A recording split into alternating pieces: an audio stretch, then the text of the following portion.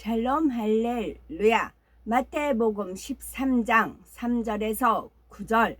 예수께서 비유로 여러 가지를 그들에게 말씀하여 이르시되, 씨를 뿌리는 자가 뿌리러 나가서 뿌릴새 더러는 길가에 떨어지매 새들이 와서 먹어버렸고, 더러는 흙이 얇은 돌밭에 떨어지매 흙이 깊지 아니하므로 곧 싹이 나오나 해가 돋은 후에 타서 뿌리가 없으므로 말랐고, 더러는 가시떨기 위에 떨어지매 가시가 자라서 기운을 막았고, 더러는 좋은 땅에 떨어지매 어떤 것은 100배, 어떤 것은 60배, 어떤 것은 30배의 결실을 하였느니라. 귀 있는 자는 들으라 하시니라. 아멘. 마음밭을 개간하자 두 번째입니다. 길과 밭이란 어떠한 마음이며 길과 밭의 특징과 길과 밭을 개간하는 방법에 대해 살펴보겠습니다. 밭을 옥토로 개간하려면 먼저 그 밭이 어떤 밭인지를 파악해야 합니다. 그래야 어떤 연장을 써야 할지, 어떤 방법으로 개간해야 할지 답이 나오지요. 길가밭, 돌밭, 가시떨기밭, 옥토밭, 이 네 가지 마음밭 중에서 내 자신은 과연 어떤 밭에 해당하는지 잘 분별해 보시기 바랍니다. 그런데 사람의 마음을 딱 이 네 가지로만 분류할 수 있는 것은 아닙니다. 이 네 가지 밭은 대표적인 마음의 유형일 뿐이지요. 대부분의 마음은 이 네 가지 밭의 속성이 조금씩 섞여 있습니다. 나는 이 밭에는 해당하지 않는다 라고 단정하기보다는 혹시 그 밭의 속성이 나에게 있지는 않은지 점검해 보시기 바랍니다. 첫째, 길과 밭의 마음이란, 농부가 씨를 뿌리다 보면 간혹 밭 옆에 길가에 떨어지는 것이 있습니다. 길가는 사람들이 늘 밟고 지나다니기 때문에 밭과는 달리 단단하지요. 씨앗이 길가에 떨어지면 뿌리를 내리지 못합니다. 흙 속에 묻히지도 못하기 때문에 아예 싹이 나지 않습니다. 새들이 와서 그 씨앗을 먹어버리기도 합니다. 이러한 길가 밭은 바로 단단한 마음, 곧 강팍한 마음을 나타내지요. 하나님의 말씀을 들어도 깨닫지 못하는 마음, 믿지 못하는 마음이지요. 주님께서 볼지어다 내가 문 밖에 서서 두드리노니 누구든지 내 음성을 듣고 문을 열면 내가 그에게로 들어가 그로 더불어 먹고 그는 나로 더불어 먹으리라 하셨습니다. 주님은 말씀으로 우리 사람의 마음을 두드리십니다. 하나님은 살아 계시고 우리의 아버지가 되심을 알려주시지요. 또 주님이 우리를 얼마나 사랑하시는지 십자가 구원의 섭리를 통해 깨우쳐 주시고 천국과 지옥이 있음도 알려주십니다. 자연 만물을 통해 전도자의 전도를 통해 각 사람의 마음을 두드리시지요. 길가 밭의 마음은 이처럼 주님이 두드리셔도 마음문을 굳게 닫고 잘 열지 않습니다. 가족이나 친척에게 전도하다 보면 하나님의 말씀을 꺼내지도 못하게 하는 사람들이 있지요.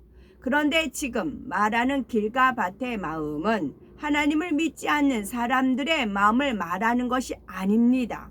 하나님을 믿는다고 하는 사람들의 경우를 말하는 것입니다. 두 번째, 길가 밭의 특징입니다. 교회는 나오지만 하나님의 말씀을 마음으로 받지 못하는 분들이 있지요. 아무리 말씀을 들어도 영적으로 깨닫지 못합니다. 저 말씀은 이래서 안 맞고 저건 이래서 틀리고 이렇게 자기 생각에 막혀서 말씀을 마음에 받지 못하지요. 하나님의 말씀이 참임을 뒷받침하는 확실한 증거 곧 기사와 표적을 보고도 의심합니다. 심지어 가족이 불치병을 치료받고 죽음의 문턱에서 살아났는데도 믿지 못하는 사람도 있습니다. 강팍한 마음의 대명사로는 출애굽 당시의 열 재앙을 보고도 하나님을 믿지 않은 바로 왕을 들 수가 있겠지요. 그는 애굽에 큰 재앙이 임할 때마다 하나님의 백성을 보내주겠다고 해놓고 번번이 약속을 어겼지요. 당장 발등에 불을 끄기에 급급했을 뿐 마음으로 하나님을 인정하지 않았습니다. 길가 밭에 마음을 가진 경우 믿음을 가지려고 더 많이 노력해야 하는데도 대개는 그런 모습을 찾아볼 수가 없습니다. 예배 시간만 되면 졸고 의심하고 판단하며 잡념 속에 빠져 있습니다. 그러니 수년 수십 년 교회에 다녀도 은혜의 체험도 변화도 없지요. 성령 체험이 없는 가운데 교회만 왔다 갔다 하는 경우도 많습니다. 씨 곧 말씀이 마음밭에 떨어져도 전혀 싹이 트지 않는 것입니다. 결국 새가 날아와서 씨를 먹어버리고 말지요. 새가 씨를 먹어버린다는 것은 무슨 뜻일까요? 바로 사단이 말씀을 빼앗는다는 의미입니다. 아무나 천국 말씀을 듣고 깨닫지 못할 때는 악한 자가 와서 그 마음에 뿌리운 것을 빼앗나니 이는 곧 길가에 뿌리운 자요 라고 했습니다. 천국 말씀 곧 하나님의 말씀을 들어도 깨닫지 못하면 악한 자 곧 원수 마귀 사단이 말씀을 빼앗아 버립니다. 예를 들어 가족의 성화에 못 이겨 교회에 나오는 분이 안식일을 온전히 지키면 축복받는다라는 말씀을 들었습니다.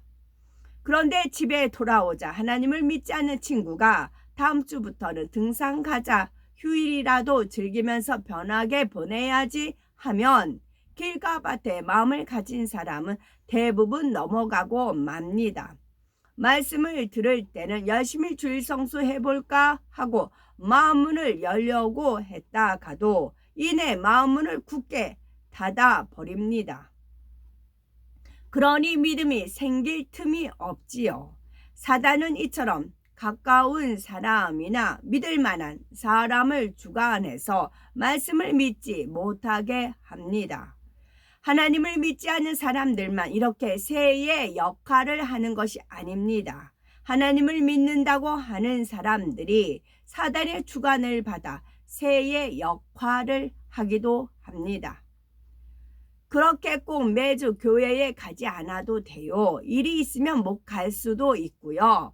그 교회는 너무 유별하게 믿더라고요 하면서 진리를 변질시켜서 참 믿음을 갖지 못하게 방해합니다. 이런 유혹 속에서도 교회에 나간다면 언젠가는 믿음을 갖게 되리라는 희망을 가질 수 있지만 문제는 교회에 안 가는 경우이지요. 심지어 열심히 신앙생활하는 다른 가족을 핍박하는 경우도 있고요. 물론 길가 밭에는 이러한 극단적인 경우만 있는 것이 아닙니다. 자기 유익을 위해 교회에 나오는 경우도 있습니다. 우리가 신앙생활하는 목적은 영적인 믿음을 갖고 구원받는 것입니다. 그런데 사업을 위해 사교 생활을 위해 교회에 다니는 사람들도 있지요. 봉사하면서 자기 만족을 누리기 위해서나 도덕적으로 바른 삶을 살기 위해서 혹은 공인으로서 이미지 관리를 하기 위해 교회에 다니는 사람도 있습니다. 이런 경우 수년간 교회에 다니면서 하나님 말씀을 들어도 겨자씨만한 믿음도 갖기 어렵습니다. 하나님 말씀대로 순종하는 것이 아니라 자신의 생각에 따라 마음 내키는 대로 신앙생활하기 때문입니다. 하나님의 능력으로 치료받았다, 문제를 해결받았다 해도 자신과는 상관이 없는 일로 생각하지요. 영적인 눈과 귀를 닫고 있기에 천국에 대한 참 소망이 있을 리도 없습니다. 예수님 당시에 제사장들이나 바리새인, 율법학자 등 종교 지도자들이 바로 이런 마음을 가지고 있었습니다. 겉모습만 보면 이들은 누구보다도 열심히 하나님을 믿는 사람들 같이 보였습니다. 그러나 이들이 참 믿음을 갖고 있었다면 하나님의 아들이신 예수님을 알아보지 못할 리가 없지요. 육으로 똘똘 뭉쳐진 길가박 같은 마음을 가지고 있었기 때문에 아무리 영적인 말씀을 듣고 영적인 일을 보아도 깨우칠 수가 없었던 것입니다. 세 번째, 마음밭을 개간하는 방법 살펴봅니다.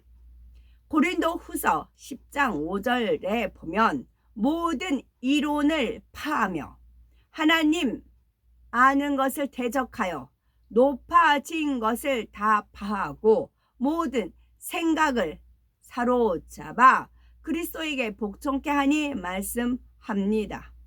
세상에서 입력시킨 지식이나 가치관 중에는 하나님을 대적하게 만드는 것이 많습니다. 진화론 같은 것이 한 예이고요. 이런 지식, 이론들을 깨트려야 생각의 문을 열 수가 있고 더 나아가서는 마음의 문을 열 수가 있습니다. 하나님의 말씀을 받아들일 수가 있지요.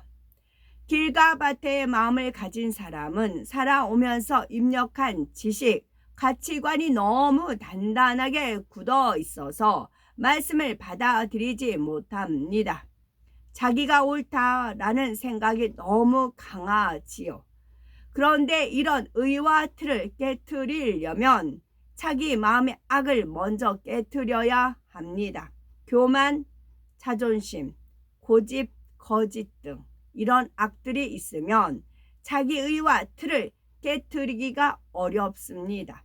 또 마음의 악이 자꾸만 육신의 생각을 발동시켜서 말씀을 믿지 못하게 합니다. 예를 들어 마음의 거짓을 많이 쌓아온 사람은 상대가 아무리 참을 말해도 자꾸 의심이 든답니다. 로마서 8장 7절에 육신의 생각은 하나님과 원수가 되나니, 하나님과 원수가 되는데 어떻게 천국에 갈 수가 있어요? 못 간다고요. 육신의 생각은 하나님과 원수가 되나니 이는 하나님의 법에 굴복지 아니할 뿐 아니라 할 수도 없음이라 한대로 하나님의 말씀에 아멘 하지 못하게 합니다. 물론 이런 악을 깨트리고 자기가 옳다는 생각을 깨트리는 작업만이 만만하지는 않습니다. 만만하지 않으니까 안 한다고요. 포기들 한다고요. 어떤 사람들은 처음에는 매우 완고하지만 은혜를 받고 한번 와장창 깨지면 그 누구보다 뜨겁게 신앙생활을 합니다. 이는 겉마음은 단단해도 마음속 중심은 부드러운 경우이지요. 반대로 겉은 부드러운 듯해요. 부드러운 듯해요. 그러나 그 마음의 속은 완고하다고요. 옹고집이라고요. 그래서 하나님과 원수가 된다고요. 그런데 길과 밭은 이런 마음과는 다릅니다. 깊은 마음까지 단단하게 굳은 마음이지요. 오랜 세월 동안 비진리로 악으로 굳어진 길과 밭의 마음은 단기간 내에 완전히 깨트리기는 어렵습니다. 깨트리고 또 깨트리기를 반복하면서 지속적으로 개간 작업을 해나가야 하지요. 예를 들어 말씀이 내 생각에 부딪힐 때마다 과연 내 생각과 지식이 정말 옳은가 하고 스스로 궁고해 봐야 합니다. 하나님께서 은혜를 주실 수 있도록 열심히 선한 행함을 쌓아야 하지요. 가끔 믿음 좀 가질 수 있도록 기도 부탁하는 분이 있지요. 큰 권능을 보고 수많은 말씀을 들어도 믿음이 안 온다 하고 답답해 하지만 이런 분들은 그나마 희망적인 편에 속합니다. 아무 노력도 하지 않는 것보다는 훨씬 낫지요. 길과 밭의 경우 본인의 노력도 중요하지만 가족이나 일꾼들이 옆에서 끊임없이 기도해 주고 이끌어 주어야 합니다. 그러면 결국 어느 순간에는 말씀의 씨에서 싹이 듭니다. 씨앗을 심었을 때 열매를 얼마나 맺느냐에 따라서 싹이 튼다는 것, 즉 구원받을 수 있는 믿음을 가졌다는 것 자체가 얼마나 감사합니까? 놀라운 권능의 역사가 망치처럼 사람의 이론과 생각을 깨트립니다. 무엇보다도 성령을 통해 무한한 긍휼을 베푸시는 아버지 하나님의 사랑이 많은 영혼들을 변화시키지요. 마지막 날이 가까울수록 길가밭 같은 마음을 가진 사람도 점점 많아질 것입니다. 영의 흐름이 급속해질수록 육의 흐름도 더 거세지기 때문입니다. 바로 이런 세대의 사람들까지도 깨트리고 구원하시기 위해 성령을 보내주셨으니 길과 밭에 마음을 가진 영혼이라도 성결의 복음, 성결의 말씀과 권능으로 능히 녹일 수 있는 능력 있는 일꾼들이 되어야 되겠죠. 아멘.